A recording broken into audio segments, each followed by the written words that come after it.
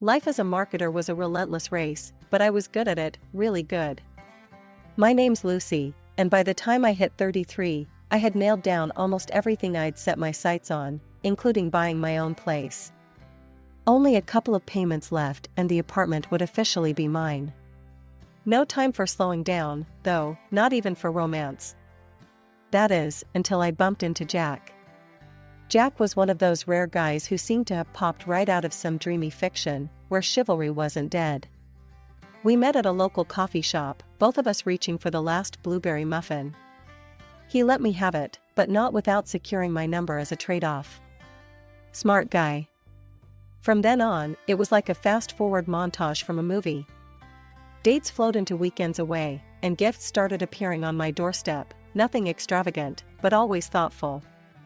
He had this knack for remembering things I mentioned in passing, my favorite author, that I loved tulips over roses, or how I preferred my coffee. It wasn't long before I was head over heels. And his attachment to his mom? I admired it. He'd call her every day, made sure she had everything she needed. "She's my queen," he'd say, and I saw it as a sign of his loyalty and love. A guy who treated his mom like royalty was bound to treat his wife like a queen, right? Then came the proposal. It was nothing fancy, just us, in our favorite little park. The ring was perfect, simple and elegant, just like I always wanted. I said yes, without skipping a beat. But when we started talking about where we'd live, that's when things got a bit sticky.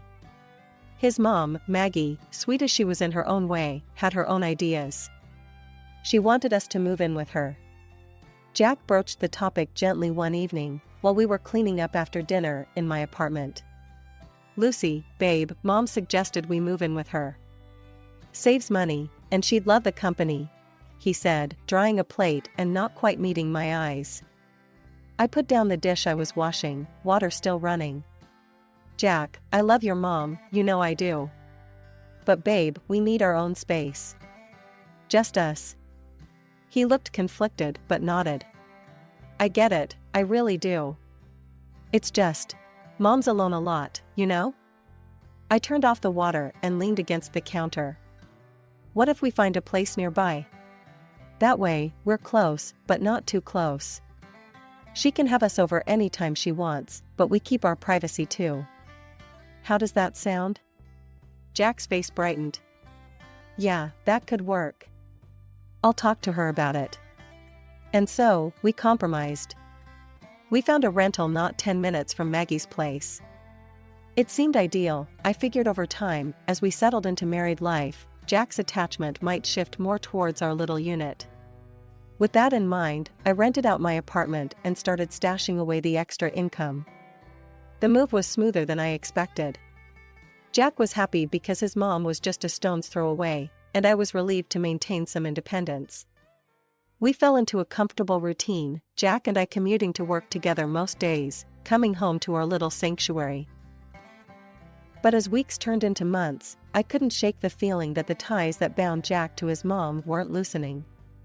Every decision, big or small, seemed to need her stamp of approval. I found myself wondering if our compromise was truly that, or just a temporary fix to a permanent issue.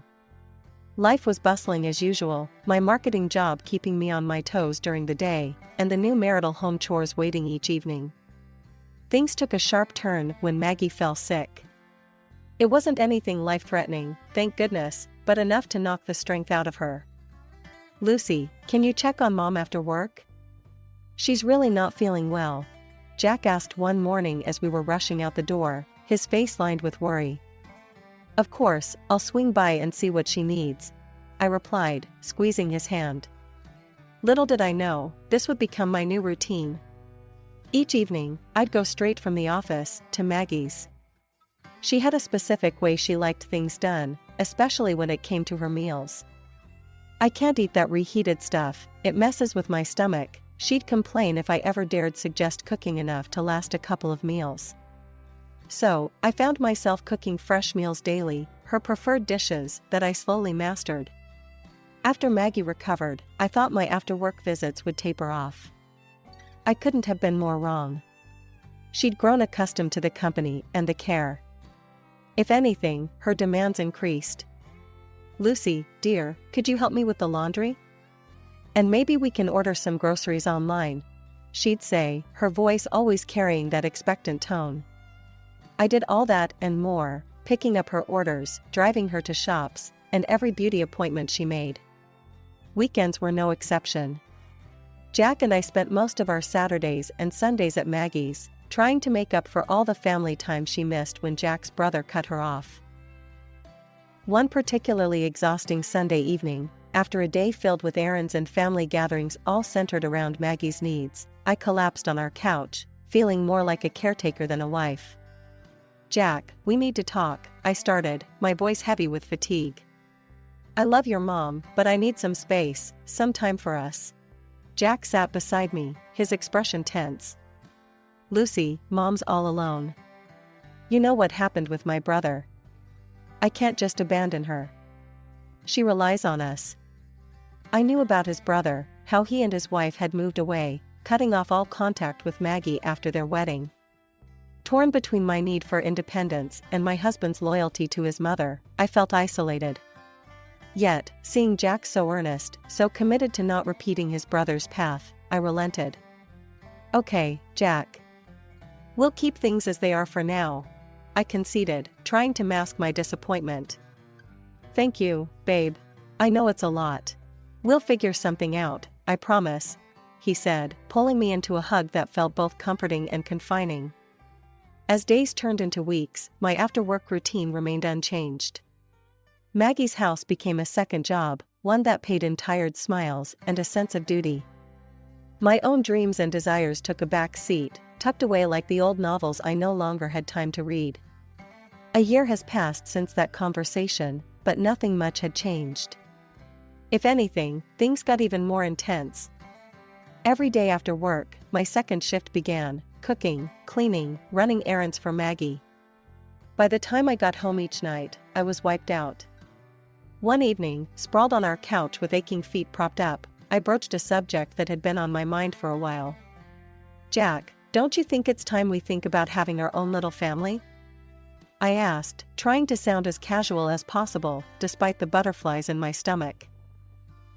Jack's face lit up, a stark contrast to my tired expression. "That's a fantastic idea, babe. Imagine a little one of ours running around. And hey, we could buy a bigger house, move in with Mom to help out. What do you think?" The thought of living permanently under the same roof as Maggie sent a chill down my spine. I was thinking more along the lines of just us, you know? Just our little family. "We can talk about that part later, let's just focus on the baby for now," Jack said quickly, probably sensing my hesitation. I agreed, knowing we needed a serious discussion about boundaries before anything was set in stone. Despite the unresolved living situation, we told Maggie about our plans to try for a baby. Her smile didn't quite reach her eyes. "A baby, huh? That's wonderful. You two will make great parents." Her tone was flat, and I couldn't help but feel a pang of guilt, wondering if she felt like we were trying to replace her with a new family member. But I pushed those thoughts aside, focusing on the future.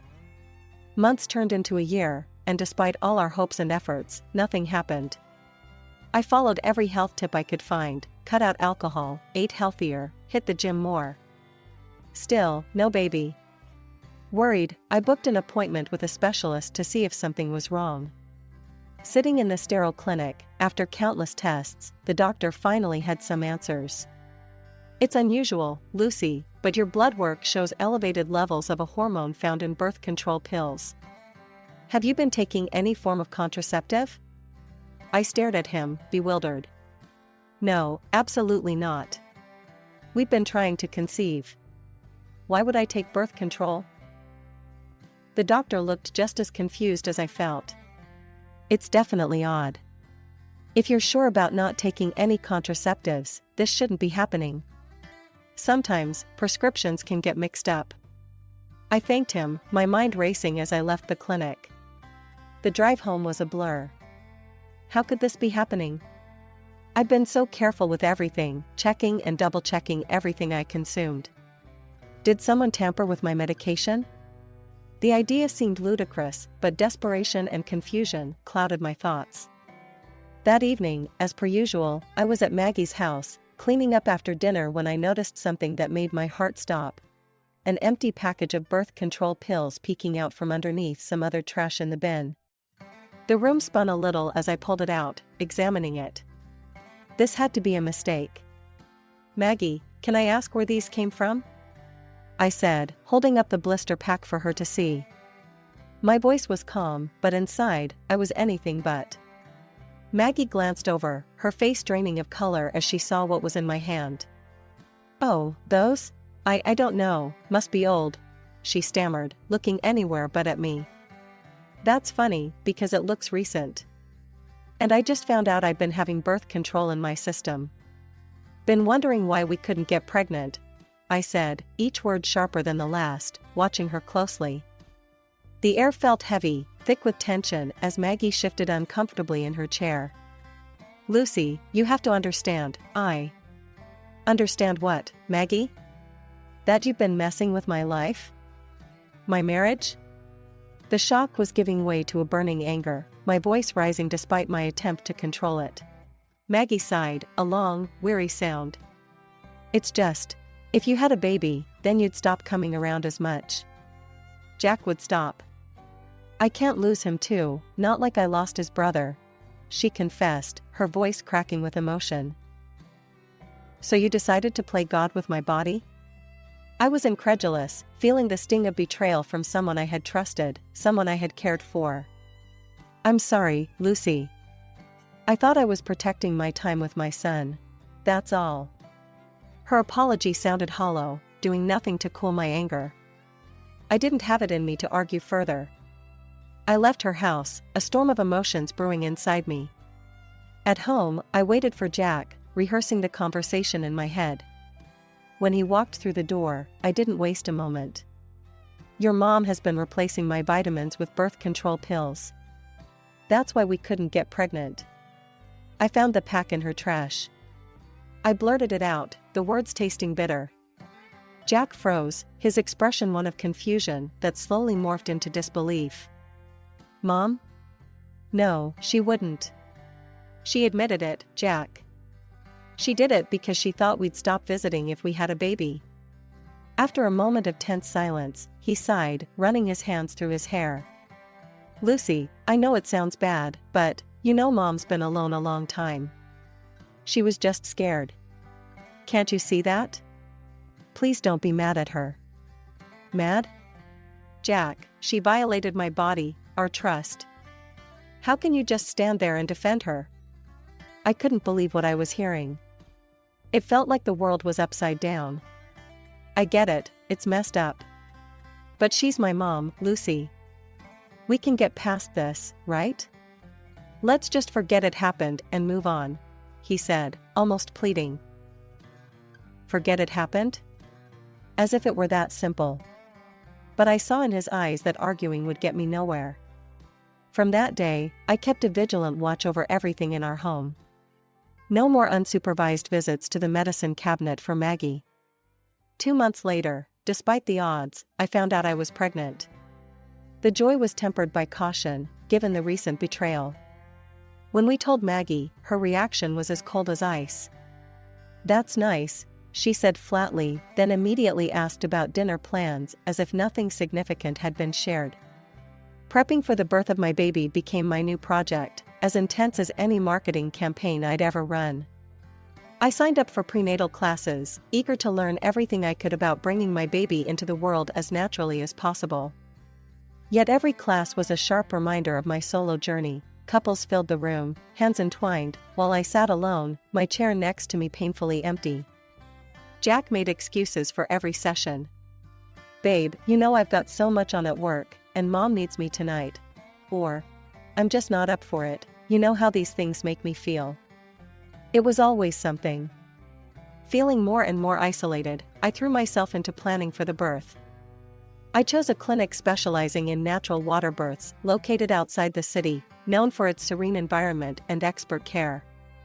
It wasn't cheap, but I had been saving every penny from the rental income of my apartment. This was about bringing my baby safely and peacefully into the world, and I wasn't going to cut corners. One evening, while dining at Maggie's, the conversation inevitably turned to finances. "You know, Lucy, I heard those birthing centers cost a fortune. Why waste money when the hospital here does just fine?" Maggie said, her tone more accusing than curious. I took a deep breath, trying to keep the irritation from my voice. "It's not a waste if it ensures the health and safety of your grandchild, Maggie. I've got it covered." Jack, who had been half listening, suddenly tuned in. "Covered? How's that?" "Well, I've got a reserve account from the apartment rental. It's more than enough to cover the costs," I explained, a bit reluctantly. Maggie's eyes sharpened, her interest visibly piqued. "Oh, you've been saving up? That's good foresight." I nodded, feeling their gaze heavy on me, knowing I might have disclosed too much. Quickly, I steered the conversation elsewhere, discussing potential baby names to divert their focus. Despite the ongoing stress, I continued my solo visits to the prenatal classes, each time returning a little more empowered but also a little lonelier. The clinic staff was supportive, and I often stayed back to ask questions about the birth process. Each visit made me more certain of my decision: this was the right place for my baby to come into the world. With the countdown to motherhood ticking ever louder, I decided a short trip to visit my parents in their city was just what I needed. It had been too long since I had surrounded myself with family who were nothing but supportive and loving, a stark contrast to the tense atmosphere back home. My heart felt lighter as I caught up with old school friends and spent precious moments with my grandmother, promising her that my son would bear the name of my late grandfather. But barely a day into my visit, my phone buzzed with a call from Jack, his voice edged with urgency. "Lucy, you need to come back. Now." Panic surged through me. "What's happened? Is everything okay?" "Just come back, okay? It's important," he pressed, hanging up before I could probe further. Worried and confused, I packed up and headed back, my mind racing with possibilities of what could demand such an abrupt end to my visit. As I opened the front door of our home, the sight that greeted me sucked the air right out of my lungs. The house was a disaster zone: empty bottles, pizza boxes strewn across the floor, sticky stains marking the tiles. It looked like the aftermath of a wild party. Jack, smelling of booze and barely standing straight, waved a hand dismissively at the mess. I threw a bash to celebrate the baby coming. "Clean this up, will ya? I can't stand the mess." I stared at him, disbelief and anger swirling inside me. "You called me back for this? To clean up your party? Why couldn't you handle it?" He shrugged, a sloppy grin on his face. "Come on, Lucy. Don't be like that. It was a party for our kid." "A party that I wasn't even here for," I snapped back, my energy draining just thinking about the cleanup ahead. With a heavy heart, I started cleaning. Jack had already stumbled to our room, leaving me to deal with the chaos alone. The physical strain of bending, lifting, and scrubbing was immense, especially being so far along in my pregnancy. By the time I finished, my body ached, and I felt contractions starting, a sharp reminder that the baby was almost here. The next morning, labor kicked in full force. Alone and scared, I called a taxi to take me to the clinic. Jack, barely awake and nursing a hangover, mumbled something about meeting me there later. At the clinic, surrounded by medical staff, but devoid of the emotional support I so desperately needed, I gave birth to a beautiful baby boy. The pain of labor paled in comparison to the ache in my heart from doing it without Jack by my side. He showed up hours later, his congratulations feeling hollow and forced. "I'm here now, huh? Let's just focus on the little guy," he said, avoiding my eyes. The coldness in his voice stung, but nothing hurt more than Maggie's reaction, or lack thereof. When I called her with the news, her response was curt. "A baby shouldn't be shown off until he's at least a month old. Keeps away the bad vibes." Her words, so devoid of warmth, didn't surprise me as much as they should have. In a way, I was relieved. No visits from her meant one less thing to worry about. After what felt like an eternity, I finally brought my baby boy home from the clinic. The quiet of the house was a stark contrast to the chaotic events of the past few weeks.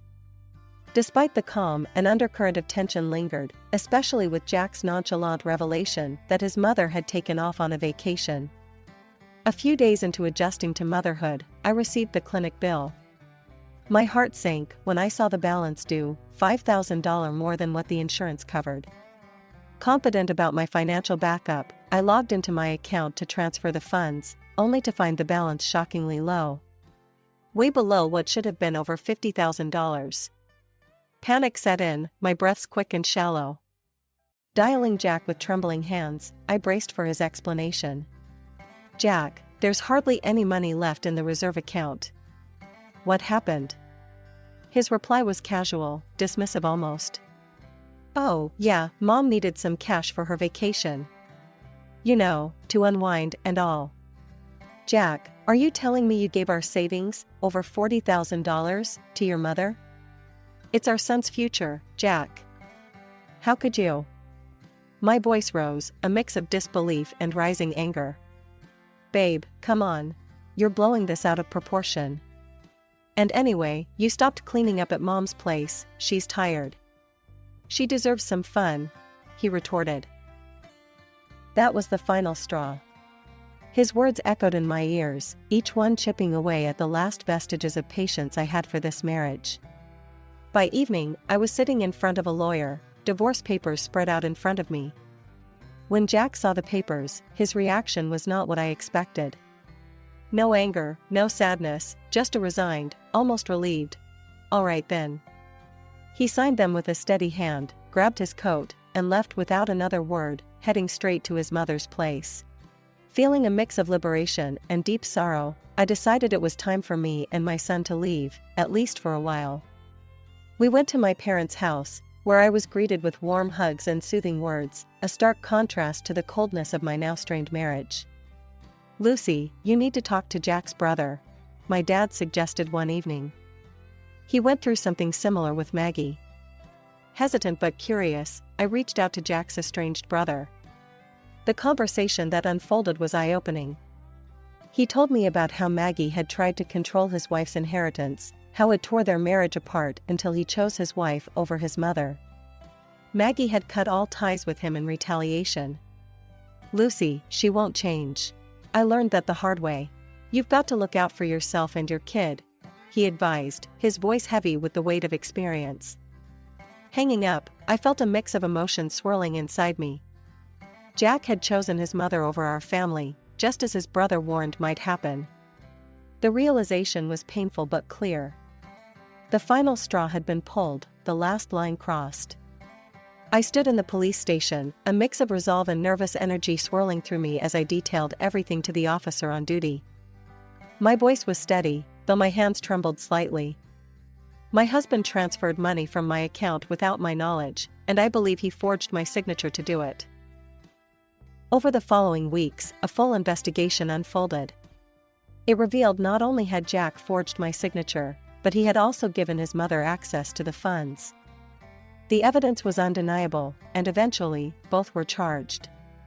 In court, Jack's face was unreadable as the judge handed down their sentences. Both received suspended sentences for their crimes. Jack was also ordered to pay alimony for our son, ensuring at least some financial stability for our future. I reached out to the family of Jack's brother, driven by the conversation I had with him. They welcomed me with open arms. It turned out they were nothing like the monsters Maggie had painted them to be. Their warmth and acceptance were a soothing balm to the wounds left by my former in-laws. One sunny Saturday afternoon, as our children played together in the backyard, Jack's brother, Mike, threw a couple of steaks on the grill, and his wife, Sarah, handed me a chilled glass of lemonade. "Lucy, we're just glad you reached out.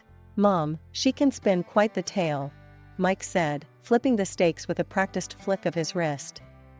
Watching Danny laugh as he chased after his cousins, a sense of peace settled over me. "Thank you, both. It means the world to us to have family like you." As the kids tumbled around, their laughter filling the air, Mike leaned over and said in a conspiratorial tone, "You know, Mom always did like to be the center of the universe. But around here, it's just simple family life. No drama." Exactly what we need, I responded, smiling at the simple truth in his words. Our gatherings became a regular thing, our children bonding as cousins do, forming connections that promised to last a lifetime. The holidays were particularly full of joy, the kids' excitement contagious, making each moment a bit brighter. All right, everyone's presentations are done. Nick, the manager, said as he tried to move the discussion forward. Excuse me, I haven't. I recently found out something. Nick interrupted me and began to speak.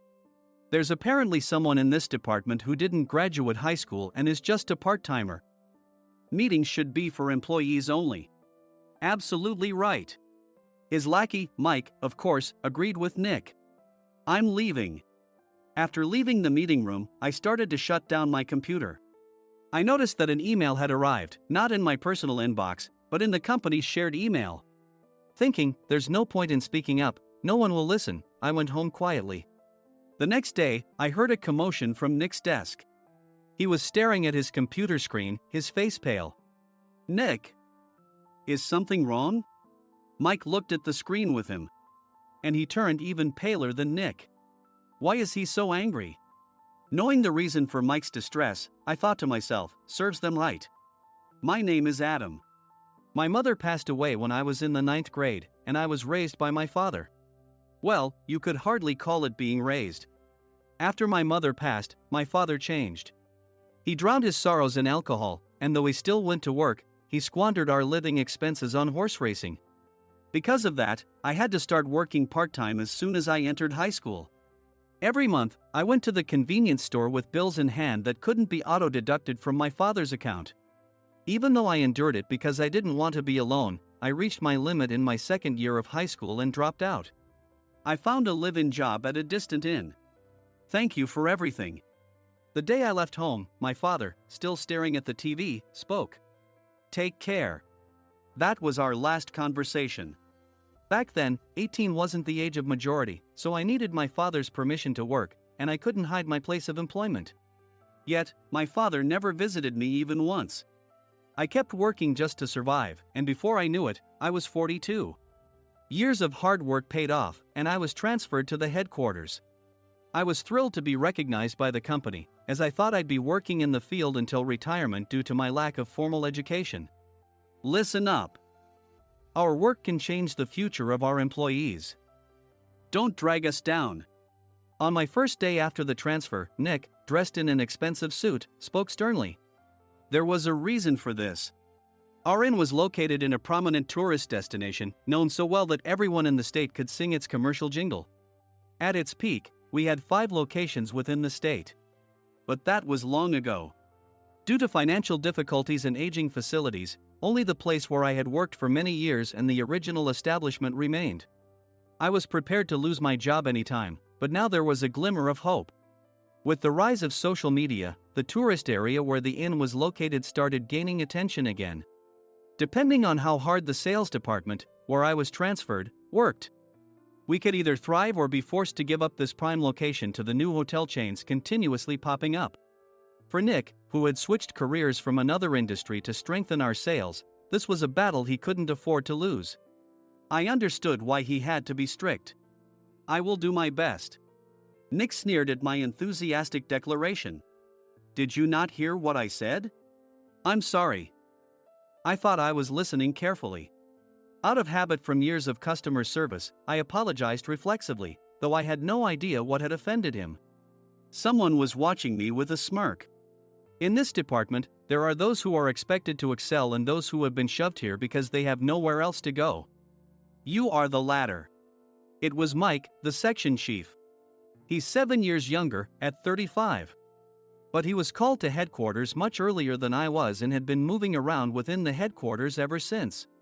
I'm not jealous, but I can't accept that he's my boss. Graduating from a prestigious university, he has an unusually high pride and caused many problems as a newbie, making things very difficult for me when I was the front desk leader. When I found out Mike was transferred to the sales department a month before me, I was disheartened. Mike is right. With just a middle school diploma, there's not much you can do. Don't even think about achieving results. As if I didn't exist, Nick remarked, "I'm thirsty." Mike eagerly ran to the coffee maker. It seems Mike is Nick's lackey. I regretted being happy about my transfer to headquarters, wishing I had stayed on site forever. Send a direct mail to every company on this list by the end of the day. Nick only assigned me tasks that even a new graduate could handle. What? There are over 1,000 companies. You want me to send to all of them by today? Yes, if you and your fellow misfits split the work, even those with nowhere else to go should finish by today. I glanced at the employees typing away expressionlessly. They were worn out from customer service, only thinking about leaving on time, or were women reassigned after having children. With zero motivation for work. Even Sam, a new graduate from the same university as Mike, who was supposed to be among the expected achievers, had no enthusiasm for the job. Having joined the company wanting to do customer service. I don't care what they say, I plan to quit anytime, he said. Only Nick and Mike were highly motivated, making all the decisions between the two of them. I originally only wanted to work at the inn to survive and had no particular attachment to this job. I swallowed my words, thinking I had no right to reprimand them. About a month after the transfer, Nick told us with a frustrated look.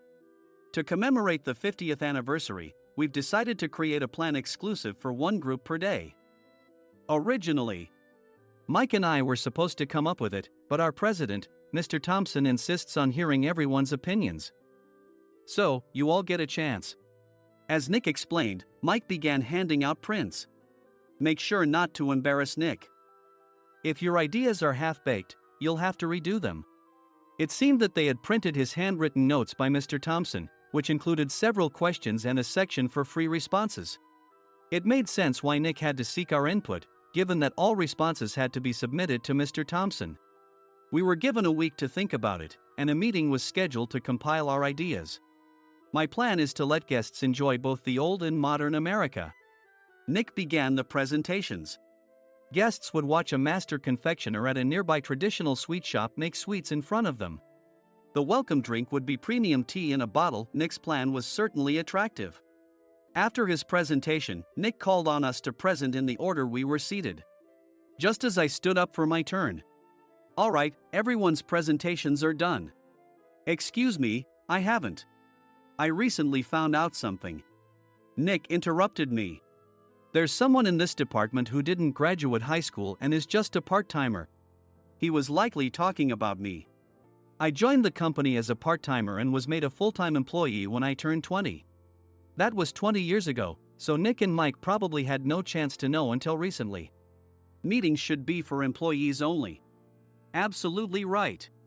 After that, Nick kept creating opportunities to solicit everyone's opinions, purposefully excluding me from speaking. The meeting unexpectedly heated up and went past the scheduled end time. A few people asked to leave, and the discussion continued with the remaining few. Still here? Normally, you'd leave in that situation. Though I had no attachment to the job initially, hearing kind words from customers made me want to make them happier. For someone like me, with nowhere to go, the inn was my home and customer service was my life. I felt pathetic about my current self. I'm leaving. I left the conference room and started shutting down my computer. I noticed an email had arrived, not in my personal inbox, but in the company's shared email. Thinking no one would listen to what I had to say anyway, I quietly went home. The next day, while preparing the DM as instructed, I heard a commotion from Nick's desk. In his haste to stand up, he hit his knee on the desk. He stared at his computer screen, his face pale. Nick! What's wrong? Mike, thinking he should be the first to rush over, approached Nick while still wearing his coat. He peered at the screen with Nick. And he turned even paler than Nick. Why is he so angry? Who is responsible for this company? Nick, more irritated than ever, asked, and Mike answered without checking. Probably Sam. Sam wasn't there because he was attending a morning training session for new hires. Nick gave up on getting angry and returned his gaze to the screen. They were looking at an email that arrived right after the end of the working day yesterday. Apparently, no one, including me, had checked it before leaving. The email was from a large company that used us for their annual employee trips. The president and executives of that company also frequently used our services personally. president of the company, Mr. Mason himself had declared that neither he nor his company would ever use our services again.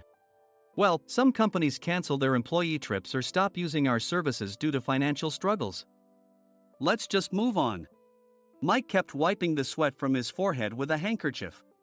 Knowing why Mike was so agitated, I quietly watched their interaction. Do you know how much revenue we get from that company? We can find other guests to fill the rooms, but we'll lose the banquet costs, gift shop revenue, rental car fees, and more. Moreover, the gifts were supposed to be prepared by the traditional confectionery shop involved in Nick's proposed plan. If it's known that we incurred such a huge loss at this critical time, Nick's position in the company would be jeopardized. Nick took a deep breath, seemingly trying to calm himself. All right, Mike. Go to New York right now and apologize to Mr. Mason. What? You're coming with me, right? I have urgent work to do. I trust you, which is why I'm entrusting this to you. Please. Mike, believing Nick's sincerity, agreed with a determined look on his face, saying, yes. That's Nick for you. Even if Mike went to apologize, Nick would shift all the blame onto him if the client didn't change their mind. Well, it was Mike's fault to begin with, so it served him right. About 3 hours later, Sam answered a call from somewhere and repeatedly apologized, saying, I'm very sorry. Everyone watched to see what was happening. After ending the call, he informed Nick with a weary tone. When Mike arrived at the client's company, he only made things worse, further infuriating Mr. Mason. He was demanding, get his boss here immediately. It was no wonder Sam was exhausted, dealing with such a call right after returning from training. What is that idiot doing? All right, Adam, you're coming with me. If sacrificing Mike didn't work, then I must be next. Normally, I'd want to refuse at all costs, but I saw an opportunity in this situation. If I can be of assistance, I'd be happy to join you. I obediently followed Nick, and we flew to New York. When we introduced ourselves at the reception, it became clear how serious the situation was, as the receptionist personally escorted us to the president's office. Angry voices leaked through the door, making both Nick and me uneasy. Excuse me. I'm Nick, the supervisor. I understand my subordinate has caused you trouble, and I deeply apologize. Nick, with his experience in the corporate world, knew enough to offer an apology before excuses. However, his customer service skills left much to be desired. I sighed as I saw Mike trembling like a small dog in the corner of the room. What kind of training are you giving your subordinates? Mr. Mason glared at Nick with a red face. The intensity of his gaze made even Nick take a step back. Regrettably, I joined this company only 2 years ago and was unaware of Mike's issues. I should have identified his shortcomings sooner. Indeed. I should have realized sooner. No sensible person would come to apologize and then give a lengthy presentation on the drawbacks of not using their inn. Nick froze, his mouth slightly open. Suspecting the worst, I picked up the documents that had fallen to the floor. It seemed Mike hastily prepared these documents on the plane, listing the disadvantages. Disadvantage 1: if you change the venue for the company trip, employees might suspect it's for cost-cutting reasons, leading to a negative impression. Reading it aloud half-jokingly, Nick snatched the papers from my hand and checked the contents with a furious expression. Among the stack of documents was a receipt from a nearby convenience store's copy machine. I felt a pang of dread, hoping he hadn't shown the receipt as well. What do you think he said when I asked what kind of nerve he had to do this? I'm very sorry. Faced with the dire situation, Nick must have thought there was nothing left to do but apologize. In a voice smaller than I'd ever heard from him, he uttered words of apology. He said, I'm a Harvard graduate. I don't believe I said anything wrong. Mike, what have you done? Forgetting his plan to pin the blame on Mike, Nick yelled loudly, even in front of Mr. Mason. I didn't do anything wrong. You're still saying that? Look at him. Mike pointed at me with a shaking hand. I was assigned to headquarters in my 20s and now I'm a section chief. This guy only made it to headquarters at 42. Everything I've done proves I was right. So why are we losing the contract? Having said his piece, Mike collapsed to the floor. Of course. You were sent there because you had nowhere else to go. Mike never expected to hear such words from someone he looked down upon. He lunged at me, and Nick hurriedly stepped in to stop him. Mr. Thompson told me Mike is a quick thinker, and to take good care of him. There's no way he was pushed aside. Don't make things worse here. He didn't say quick thinker, he said only quick-witted, didn't he? I don't remember that part. I recalled the many troubles Mike caused when he was a newbie. When Mike was on the front line, his pride was so high that he never apologized to customers. Customer service, especially in our job, doesn't work alone. It brings both good and bad situations. If the front staff or housekeepers made mistakes, or the cleaning company didn't properly clean a room, one had to apologize to the customers regardless of personal fault. Mike, in such situations, would never apologize, insisting he wasn't at fault. This often angered customers, and as the front desk leader, I frequently had to apologize on his behalf. He caused complaints and disrupted operations, which is why he was quickly moved to headquarters. In departments where he didn't interact directly with customers, his quick thinking was beneficial and things went well. But it seemed his flaws were starting to show. Corporate reservations are supposed to be entered into the system by the sales representative. But a quick check yesterday revealed that more than 10 items were missing from the client's reservation. The handover document clearly stated what needed to be prepared. Why didn't you enter it into the system? Why do we have to give them special treatment? Filling rooms near the banquet hall, setting up all the food in advance. Specifying the brand of wine, they're too demanding. No wonder he always angered customers, I thought, feeling a headache coming on. Grouping them in rooms near the banquet hall is for our benefit too. It makes it easier for the staff to set up beds and serve breakfast since everyone's schedule is synchronized. As for the other requests, Mr. Mason suggested them to lighten our load. I didn't know that. Nick finally seemed to realize that Mike was the one who had angered the client. What did you say to them? I just told them we wouldn't give them special treatment anymore. We shouldn't waste effort on things that don't bring in money. I was utterly exasperated at his lack of understanding of customer service. Of course, we shouldn't comply with unreasonable demands. But carrying over successful practices from past stays makes customers feel remembered and enhances their experience. Good memories encourage repeat visits. That's part of our job. I looked down at Mike, who was sitting on the floor. In our job, nothing is a waste. Mr. Thompson likely moved you to the sales department, hoping you'd finally understand this. How do you think he feels now that you've failed to meet his expectations? Mike, tears in his eyes, fled the president's office. I was amazed he still hadn't apologized. You have it tough, Adam. It's okay, we're all employees of the same company. I deeply apologize for this disrespectful incident.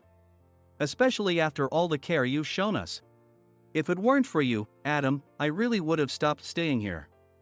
When I heard you were moving to the sales department, I was willing to reconsider if you handled it.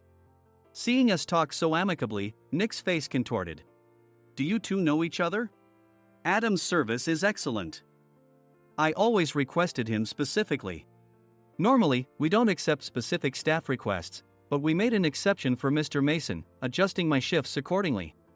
He had personally stayed at our hotel just before my transfer, and during casual conversation, I mentioned, I'm moving to the sales department soon. If I hadn't told him then, things could have been much worse. Please continue to take care of us. I look forward to it. On the return flight, Nick awkwardly offered me a can of beer. It's still working hours. Of course, I had no intention of forgiving him for a single beer. Nick might try to pin everything on Mike and avoid any consequences. While pondering this, a startling fact came to light. Nick, the tea bottles for the plan have arrived. I handed Nick a bottle labeled with our inn's name. They look good. What are you talking about? These are plastic bottles. I had assumed we would use the trendy, high-end bottling tea. But what arrived were ordinary plastic bottles of tea with customized labels. The only unique aspect was the label, which had the inn's name, making it look customized. Upon further investigation, I discovered that a substantial amount of money was set to be paid to the tea company. It was priced like bottling tea. Does this plastic bottle really cost $100 each? The tea inside is specially blended for us. The extra cost is for that. Wouldn't it be better to use another tea company? Or is there a specific reason we must use this one? As Nick continued to make excuses, I showed him a printed email. I informed the tea company's president, Mr. Mitchell, that we discovered irregular payments and he confessed. He said you two were high school classmates and planned to split the extra money. That idiot. Why did he confess? That's not important. You should worry about yourself, this could turn into a police matter. Opening the bottle cap, I suggested. How about calming down with this tea? It supposedly has a relaxing effect. Nick drank the tea frantically. In the following days, decisions were made about their fates. Mike was reassigned to the General Affairs Department, with no chance of transfer or promotion, as per Mr. Thompson's orders. As for Nick, since the payment to the tea company hadn't yet been made, he narrowly avoided legal trouble. Instead, he was encouraged to leave the company, and to avoid further complications, Nick submitted his resignation. Rumor has it that connections between HR departments have made it difficult for him to find new employment. Even though it was good to have those two gone, something unexpected happened in the sales department. Everyone became motivated and united in refining the 50th anniversary plan. In the end, my plan was adopted. We collaborated with the Tourist Information Center to provide personalized guides. The plan, tailored to the number of guests, was truly special for the 50th anniversary. Hey, is Adam's family coming to stay? I immediately booked that special plan for my family. Sam noticed it on the reservation list and quickly picked up on it. Yes, I'm inviting my father. That's great. I might invite my parents too. I lacked the courage to face my father just as Adam. But here, with the confidence Mr. Mason praised, I felt ready. The 50th anniversary plan was a perfect opportunity to reconnect with my father. I hoped to bring back the days when we could laugh together as we once did.